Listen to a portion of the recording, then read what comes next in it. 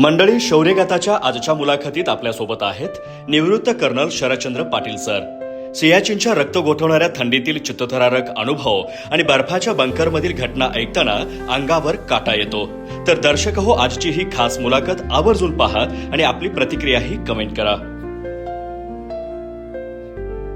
तरी तो त्या साऱ्या वीरांना मानलवुनी त्रिवार वंदन, त्रिवार वंदन, त्रिवार वंदन. आपलं जे पुस्तक आहे सैनिक हिमालयाचा, ते जर ऐकलं तर अजून लोकांना कळेल की सैनिक हा देशासाठी किती खडतर प्रसंगाला सामोरा जात असतो. हिमदंश मला झाला, हात माझी बोट काळी पडली आणि दिवसभर ठीक होतं, रात्रीच्या वेळी खूप वेदना होऊ लागल्या. म्हणून मी काय केलं, रेडिओ सेटला हात लावून मी झोपतो. माझा जो बंकर होता, तुम्हाला आश्चर्य वाटेल, ती एक गुहा होती, बर्फातली गुहा ज्याला म्हणतात, आणि त्याच्यामध्ये एक 2 फुटाची बर्फाची लादी ज्याच्यावरती सामान ठेवायचं, आणखी एक 2 फुटाची बर्फाची लादी ज्याच्यावरती झोपण्याची व्यवस्था, आणि मध्ये एक 2 फुटाचा चर ज्याच्यामध्ये तुम्ही उभा राहू शकता. शिळा साधारणपणे 4-5 टन वजनाची ती वरून गडगड खाली आली, बाथरूम मध्ये कोसळली. तिथल्या सगळ्या गोष्टींचा चक्का चुरा झाला. जर तिथं मी 30 सेकंद आधी असतो तर माझं जर तेच हाल झाले होते.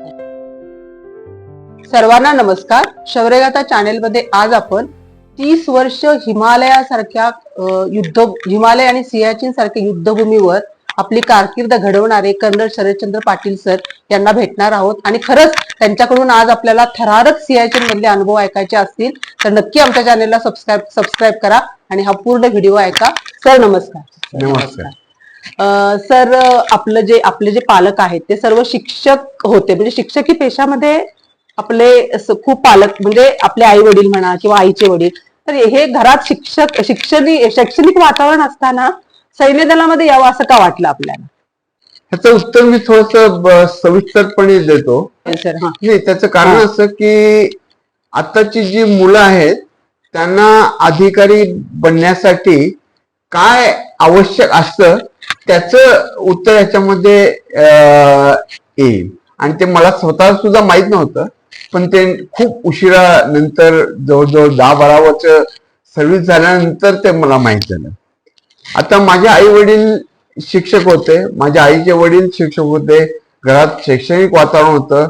परंतु आमच्या घरामध्ये काय होतं, एक तर त्या काळामध्ये म्हणा 1960च्या 70च्या दशकामध्ये मुलांना पालकांचा कंट्रोल जो मुलांच्यावरती होता तो इतका निगरच नव्हता की आता हाताला बोटाला धरून ते शाळेत नेतात मुलं, त्याप्रमाणे काही नव्हतं. पालक आम्हाला आमच्या प्रमाणे कार्य करायला आम्हाला सोडून द्यायचे.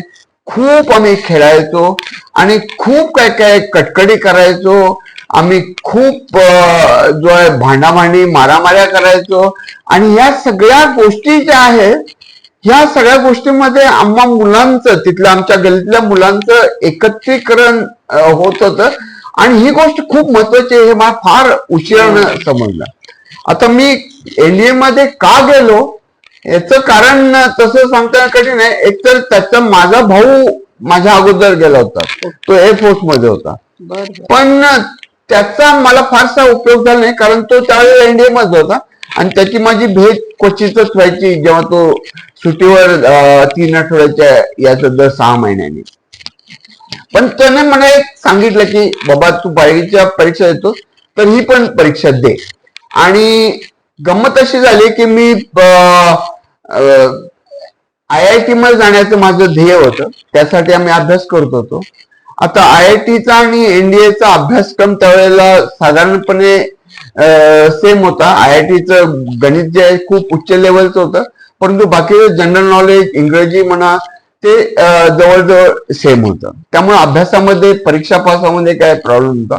परंतु जो इंटरव्ह्यू होता, त्या इंटरव्ह्यू मध्ये जे काय घडलं आणि जे काय मी त्यामध्ये केलं ते अनाहूतपणे ते घडलं आणि ते सगळं काही सैनिकी अधिकाऱ्याच्या दृष्टीनं जे अत्यंत आवश्यक होतं हे मला त्यावेळेला माहित नव्हतं.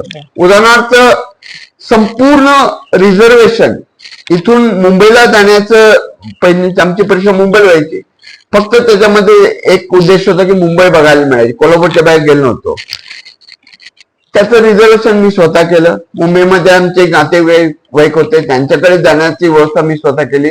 त्याच्यानंतर परीक्षा झाल्यानंतर इंटरव्ह्यू साठी भोपाळला जाण्याचं रिझर्वेशन मी स्वतः केलं. भोपाळला जाण्यासाठी इथून कुठली तरी ट्रेन जात होती आणि ती ट्रेन भुसावळमध्ये थांबायची. भुसावळमध्ये जवळजवळ 8-9 तासाचा गॅप होता. त्या ट्रेनची एक बोगी दादर वाराणसी एक्सप्रेसला ती बोगी त्या ट्रेनची जोडली जायची. त्याच्यामध्ये माझं रिझर्वेशन होतं. त्यावेळेला भुसावळला तिथे मी थांबून माझी जी बॅग होती तिला लॉक करून मी ठेवलो आणि त्या 8-9 तासामध्ये मी तिथून अजंठाला जाऊन आलो. आणि हे जे वेळेचं व्यवस्थापन आहे हे तेव्हा माझ्या ध्यानात नव्हते की ह्याचा कधीतरी आपल्याला पुढे इंटरव्ह्यू मध्ये पुढे. ज्यावेळेला इंटरव्ह्यू अधिकाऱ्याने विचारलं मला की तू काय काय केलंस, त्यावेळेला मी त्यांना हे सांगितलं की हे सगळं झालं.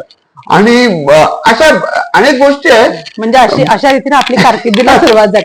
मग सर आपलं जे पोस्टिंग होतं पहिलं म्हणजे आपला जास्त जो आपली कारकीर्द जी घडली ती हिमालयासारख्या ठिकाणी म्हणजे तिथं खडतर आयुष्य असतं. हिमालयामध्ये भूस्खलन होत असतं, सगळे थंड वातावरण असतं. सियाचीन मध्ये आपण काम केलेलं आहात, तर हिमालयातला आम्हाला एखादा थरारक अनुभव आम्हाला सांगा. प्रत्येक आर्मी अधिकाऱ्याला म्हणा किंवा जवानाला म्हणा, एक तर काश्मीरमध्ये किमान 3 वेळा 4 वेळा त्याचं पोस्टिंग होत होतं. माझं जास्त वेळेला झालं त्याचं कारण असं की पहिलं पोस्टिंग तुम्ही जेव्हा पहिली बटालियन चूज करता इंडियन मिलिटरी अकॅडमी पास झाल्यानंतर, त्यावेळेला मी माझी बटालियन चूज केली होती. ती बटालियन होती कारगिलमध्ये, कारगिलच्या हाईट्स वरती. तिथे भीम पोस्ट मध्ये माझं पहिलं ज्याला बेडिंग इन आर्मी मध्ये म्हणतात ते तिथं झालं कारगिलमध्ये. त्यावेळेला शांतता होती 1980 साली. आणि त्यावेळेला परंतु जो अनुभव जो आहे तो 15,000-16,000 फूट उंचीवरती आमचं ठाणं होतं. आणि त्यातला एक छोटासा अनुभव असा की त्या ठाण्यावरती एक साधारणपणे डिसेंबर, जानेवारी, फेब्रुवारी या 3 महिने प्रचंड बर्फवृष्टी होते. मार्च आणि एप्रिल मध्ये बर्फ वितळतो. त्यावेळेला ज्यावेळेला बर्फ वितळतो त्यावेळेला काही भूस्खलन, काही हिमस्खलन अशा घटना घडतात. तर त्यावेळेला मी माझ्या बंकर मध्ये होतो आणि बंकर मध्ये म्हणजे एक लिव्हिंग बंकर आहे, त्याच्या शेजारी तुझी बाथरूम वगैरे. आणि मी बाथरूम मध्ये आंघोळ करून बाहेर येणार असते आणि एक भरी मोठी शिळा साधारणपणे 4-5 टन वजनाची ती वरून गडगड खाली आली, बाथरूम मध्ये कोसळली. तिथल्या सगळ्या गोष्टींचा चक्काचुरा झाला. जर तिथं मी 30 सेकंद आधी असतो तर माझ्यासोबत तेच हाल झाले होते. हे त्यावेळेचे कारगिल मधला त्यावेळेचा अनुभव. त्याच्यानंतर मग माझं पोस्टिंग काश्मीरमध्ये 2-3 वेळेला झालं. आणि 1985-84 मध्ये सियाचीनचं युद्ध सुरू झालं. त्यावेळेला नवीन सगळं सैन्यासाठी हा सगळा प्रकार नवीन होता की ग्लेशियर मध्ये युद्ध करणं. त्यामुळं प्रत्येक बटालियनची जी बटालियन तिथे जायची त्या बटालियन त्या रेजिमेंटचे जे ठराविक सैनिक, सिलेक्टेड जवान आणि अधिकारी त्यांना तिथे बोलवलं जायचं. मग आमच्या मद्रास रेजिमेंट मध्ये ही 3 मद्रास रेजिमेंट जाणार होती. माझी दुसरी बटालियन होती 4 मद्रास रेजिमेंट.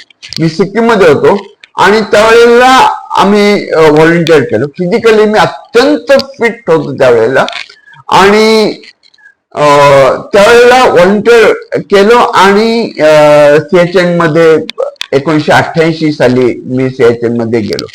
तिथल्या एक अतिशय उंचावर असलेली पोस्ट, साधारणपणे 20,000 ते 21,000 फूट उंची असलेली भीम पोस्ट, तिथे माझं पोस्टिंग होतं. आणि तिथे बऱ्याचशा अशा घटना घडल्या ज्याच्यामध्ये सायंटिफिकली म्हणा किंवा मनुष्याच्या शरीराच्या दृष्टीने म्हणा ज्या खूप घातक असतात. उदाहरण द्यायचं झालं तर साधारणपणे 7-8 हजार फूट उंचीपर्यंत प्राणवायू आपला अगदी व्यवस्थित पडतो.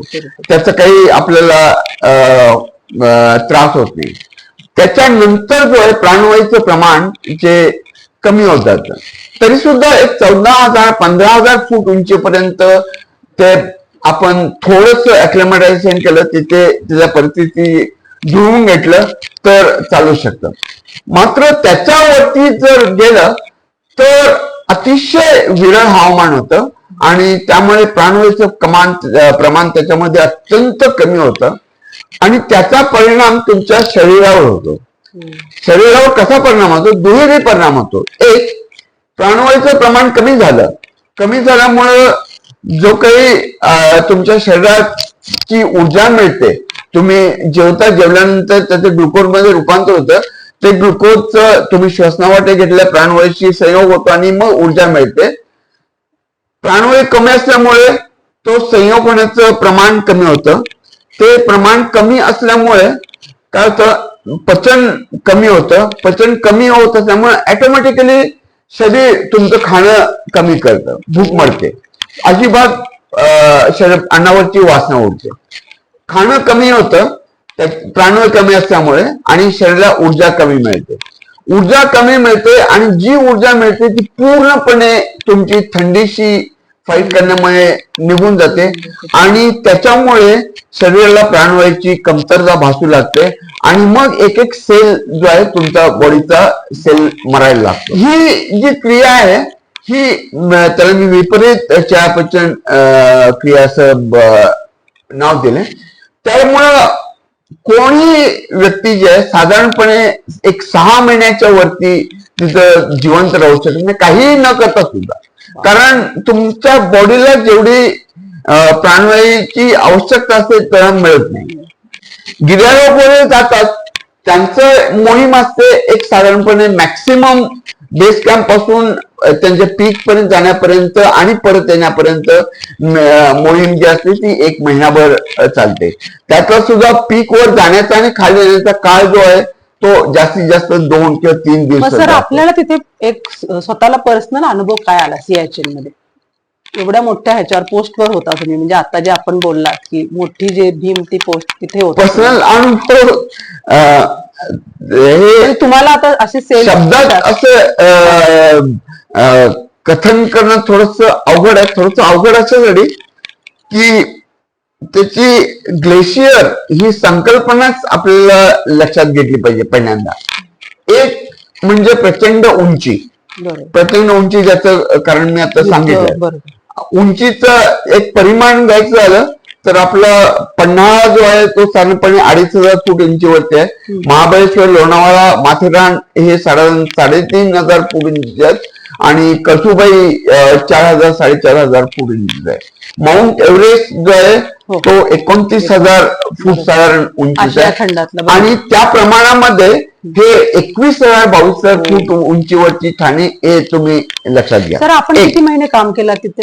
मी टोटल 1 वर्ष होतो. पण आपण तर म्हटलं सर गॅपमध्ये. तर मी तिथे जमीन हा प्रकार नाही, फक्त ग्लेशियर म्हणजे संपूर्ण बर्फ. जमीन हा प्रकार नसल्यामुळं काय होतं, एक तर थंडी असते आणि बर्फामध्येच पूर्णपणे वावरावं लागतं. तिथे मी जिथे राहत होतो 20,000 फुटावरती भीम पोस्ट म्हणून आहे, त्या पोस्ट मध्ये माझा एक स्वतःचा बंकर होता आणि माझ्या बरोबर 10 जवान असायचे. त्यांच्यासाठी एक वेगळा डायरेक्ट टाईप त्यांच्यासाठी बंकर केला होता.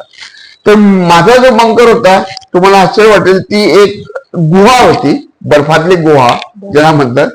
ती साधारणपणे एक 6 फूट बाय 8 फूट बाय 6 फूट एवढीच ती गुहा होती आणि त्याच्यामध्ये एक 2 फुटाची बर्फाची लादी ज्याच्यावरती सामान ठेवायचं, आणखी एक 2 फुटाची बर्फाची लादी ज्याच्यावरती झोपण्याची व्यवस्था आणि मध्ये एक 2 फुटाचा चर ज्याच्यामध्ये तुम्ही उभा राहू शकता, इतकी व्यवस्था होती. आणि त्याचं तोंड होतं ते साधारणपणे 3 ते 4 फूट.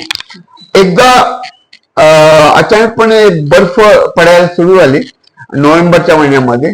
प्रचंड प्रमाणामध्ये बर्फाचं वादळ सुरू झालं.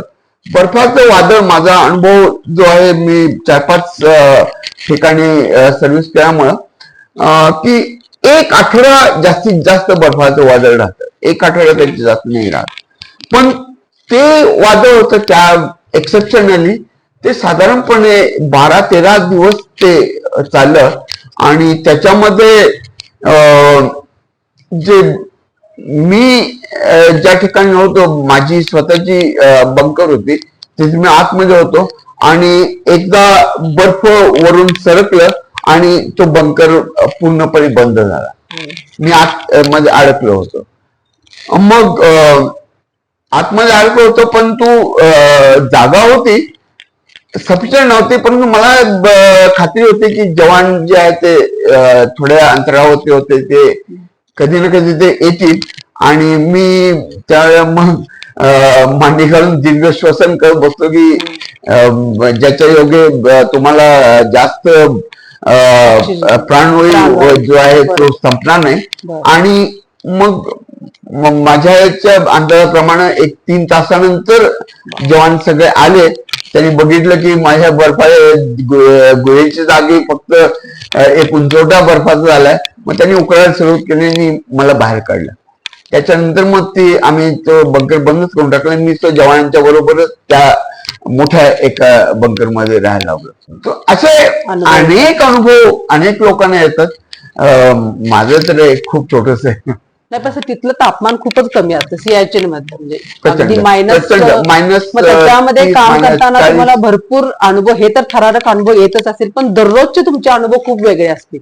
प्रत्येक वेळेला काहीतरी वेगळं चॅलेंज तुम्हाला तिथं आव्हानाला सामोरं जायला लागत असेल सियाचीन मध्ये. असं काय असतं काय? होतं ना रोज. आता हे ते बर्फाचं वादळ आहे. अगदी साधी घटना सांगतो तुम्हाला.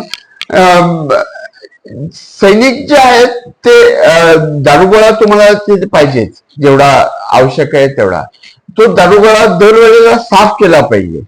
साफ केला नाही तर त्याच्यावरती बर्फ जमताना मग तो उडवता येणार नाही तुम्हाला. त्यामुळे तो साफ करणं आवश्यक आहे. मग मी जेव्हा पहिल्यांदा गेलो तिथे, तेव्हा जो दारुगोळा आमच्याकडे होता तो आम्ही साफ करायला लागलो.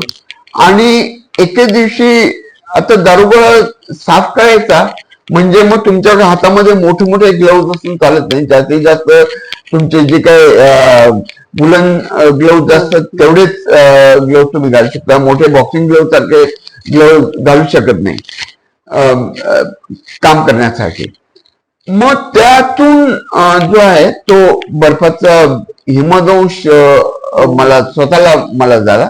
हात, माझी बोटं काळी पडली. आणि दिवसभर ठीक होतं. रात्रीच्या वेळी खूप वेदना होऊ लागल्या. म्हणून मी काय केलं, रेडिओ सेटला हात लावून मी झोपलो. रेडिओ सेटला हात लावल्यानंतर मग त्या वेदना कमी झाल्या. माझ्या लक्षात आलं नाही की वेदना का कमी झाल्या, पण झाल्या. आणि मग दुसऱ्या सकाळी उठतो तर सगळी बोटं काळी पडलेली. म्हणजे काही कारण असे, पण तो हिमदंश झाला होता. त्याच्यावरती उपचार जे आहे ते काही लोकल उपचार आम्ही केले. आता माझी पोस्ट अशा ठिकाणी होती की जिथं मेडिकल प्रत्येक मेडिकल फॅसिलिटी आमच्याकडे नव्हती. डॉक्टर नव्हता आमच्याकडं. पण ज्यांनी मेडिकल थोडस ट्रेनिंग घेतलं असा एक जवान होता. आम्ही खालून बेस कॅम्प पोहोचून आम्ही औषधं मागवली. ती यायला 2-3 दिवस लागले, पण मिळाली नंतर ती औषधं. त्याच्या 3 स्टेजेस असतात. एक म्हणजे चिलब्लेन, फ्रॉस्ट बाईट आणि गँग्रेन. चिलब्लेन मध्ये हा तुमचा फक्त काळानेला होतो. फ्रॉस्ट बाईट मध्ये त्याच्यावरती मग फोड यायला लागतात. आणि जर ट्रीटमेंट पूर्ण झाली नाही तर मात्र हातल्या नसा गोठतात. आणि नसा गोठल्या की गँग्रेन होतं. मग तो भाग कापून काढायला लागतो.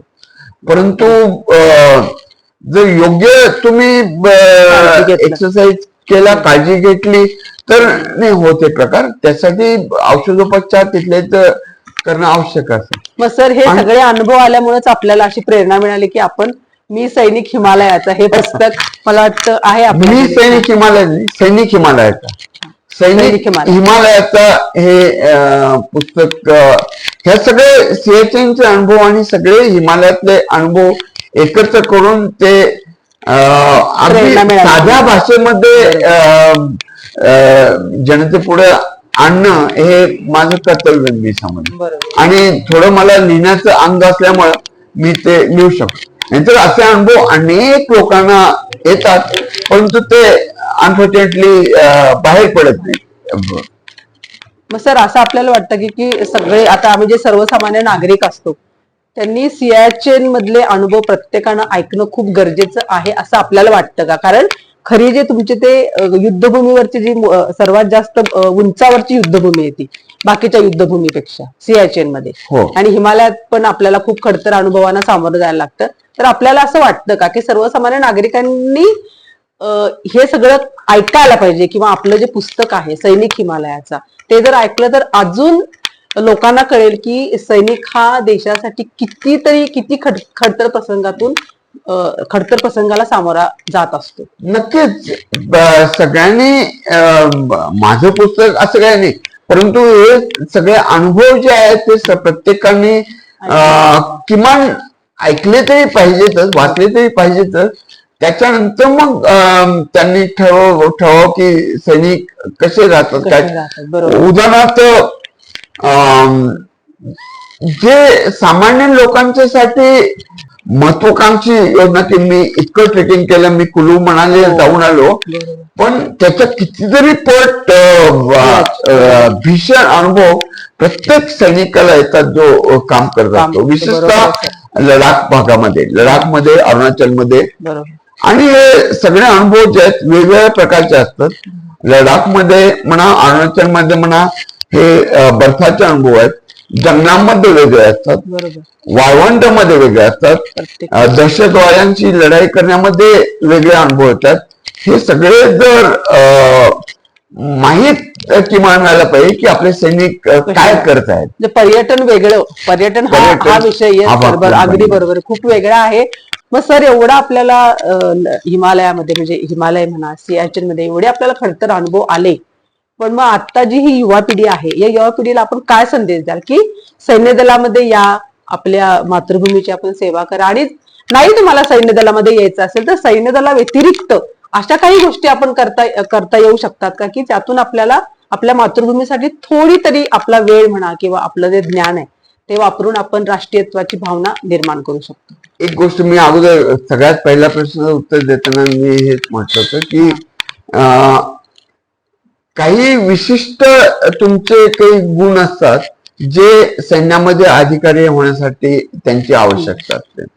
उदाहरणार्थ इफेक्टिव्ह इंटेलिजन्स त्याला म्हणतात, म्हणजे बुद्धिमत्ता आहे पण तू प्रॅक्टिकली ती कशी वापरायची.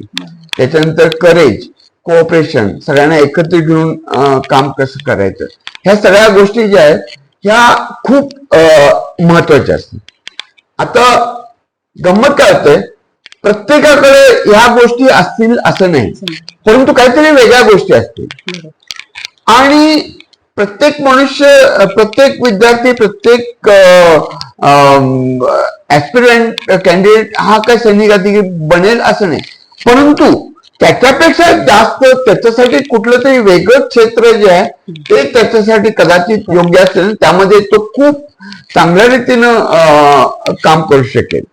त्यामुळं जर तुम्ही सैन्यामध्ये येत असाल मोस्ट वेलकम, परंतु जर काही गोष्ट जर ते जमलं नाही त्याचं कारण असं असं की तुमच्याकडे जी गुणवत्ता आहे ती वेगळ्या पद्धती गुणवत्ता आहे, ती वेगळ्या पद्धतीनं तुम्हाला लागते. पण देशासाठी प्रत्येकाच्या मनामध्ये प्रेम असलंच पाहिजे, हे तर आहे. आणि कुठल्याही पद्धतीचं करप्शन जे आहे ते नसावं, शिस्त पालन असावं, हे सगळं, ह्या सगळ्या गोष्टी ज्या आहेत त्या महत्वाच्या आहेतच.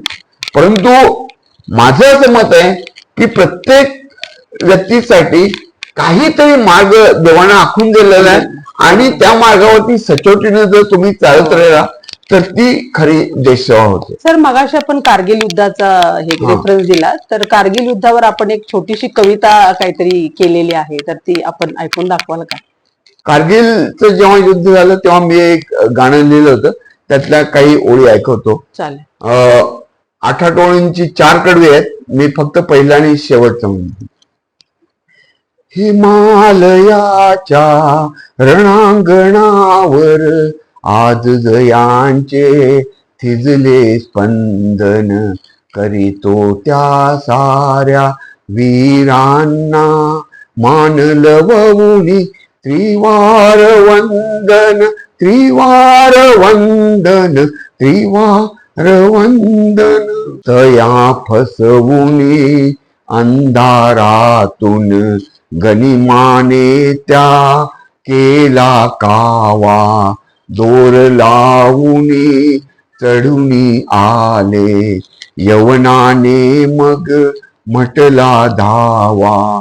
सू सू सू करतात विमाने मिसाईलांचे अनप्रक्षेपण, आग ओकती जळत्या तोफा बर्फामध्ये कसले रक्षण, करीतो त्या साऱ्या वीरांना मान लवऊनी त्रिवार वंदन, त्रिवार वंदन, त्रिवार वंदन. आणखी शेवटचं काढवा.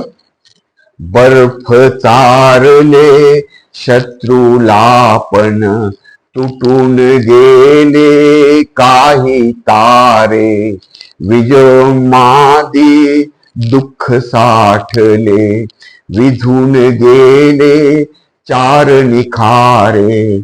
शूरत्वाची केली व्याख्या हिमशिखरांची झुकली गर्दन, आज तयांची असे आठवण, म्हणून हे माझे अभिवादन, करीतो त्या साऱ्या वीरांना मान लवऊनी त्रिवार वंदन, त्रिवार वंदन, त्रिवार वंदन. खूप छान सर. त्रिवार वंदन म्हणजे आम्हीच म्हणायला पाहिजे की तुम्हाला त्रिवार वंदन, कारण आपले अनुभव खूप छान आणि आम्हाला सियाचीनचे जास्त अनुभव आपल्याकडून ऐकायला मिळाले. त्यानंतर लडाख मधला एक छोटासा आणि कारगिलचा आता आपला अनुभव खूप छान वाटलं सर आपल्याशी संवाद साधून. अजून आपल्याला काय युवा पिढीला संदेश यातून अजून द्यायचा असेल तर आपण थोडक्यात देऊ शकता. म्हणजे आता आपण सांगितलं तसं की प्रत्येक जण सैन्य दलात यायलाच पाहिजे असं नाही, पण आपली गुणवत्ता भ्रष्टाचार आपण न करता आपल्या देशासाठी आपण वापरू शकतो आणि त्यातून आपल्या देशाची प्रगती करू शकतो. पण या व्यतिरिक्त आपल्याला थोडंसं अजून काय सांगायचं असेल तर सांगू शकता आपण. नाही, या व्यतिरिक्त मला हेच म्हणायचंय की जे काही नेमून दिलेलं काम आहे किंवा जे काही तुमचं काम आहे ते जर सचोटीनं आपण पार पाडलं तर तीच एक खरी देश सेवा आहे. त्यासाठी तुम्हाला पैशांची गरज नाही, त्यासाठी तुम्हाला धनवान असण्याची गरज नाही, त्यासाठी तुम्हाला अत्यंत बुद्धिमान असण्याची गरज नाही. काय बुद्धी नसली अभ्यास करता येतो, अभ्यास महत्वाचा, बुद्धीपेक्षा अभ्यास जास्त महत्वाचा. पैसे नसले, तुम्ही पैसे असले नसले काय व्यायाम तुम्ही करू शकता, आपले शरीर आरोग्यपूर्ण ठेवू शकता. पैसे कमवायला खायला किती फारसे लागत नाहीत, पण ते जे आहे ते सचोटीनं ते केलं तर त्याचा आनंद काही ते वेगळा असतो आणि तीच एक खरी देशसेवा आहे. सर आपल्याशी संवाद साधून खूप छान वाटलं आणि धन्यवाद सर आम्हाला वेळ दिला. नमस्कार. धन्यवाद.